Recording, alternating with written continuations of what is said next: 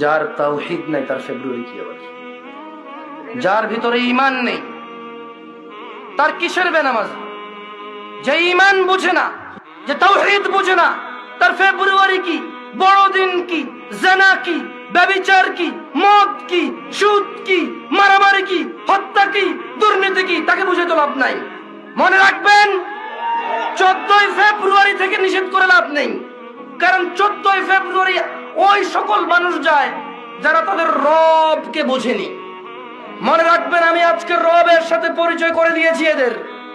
এরা যদি মনে করে 14ই ফেব্রুয়ারি যাবে আর ওদের মৃত্যু হবে ওই অবস্থায়, আর তাদের কোন ওলি মুর্শিদ আছে যে তাদের কবরে যাবে 14ই ফেব্রুয়ারির ওই ও নষ্টপনা, নোংরা ও অশ্লীলতার ওখানে গিয়ে তাদের কবরে গিয়ে কেউ তাদের রক্ষা করবে, ওলি আর মুর্শিদা আছে, আমি আর আপনি কি করতে পারি? এখানে দেখা যাবে সেদিন, যেদিন বিচার হবে, মানুষ আল্লাহর সামনে আসবে এককভাবে, একা একা।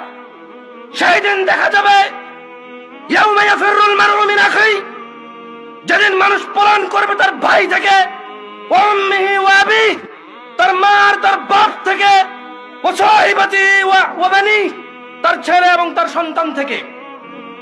সেই দিন দেখা যাবে যে তার 14ই ফেব্রুয়ারি তার আইডলরা, তার সিনেমার নায়করা, তার রাতের আনন্দের গায়করা, তার চোখের সন্তুষ্টির গায়িকারা, নায়িকারা তাকে কতটুকু উপকার করে।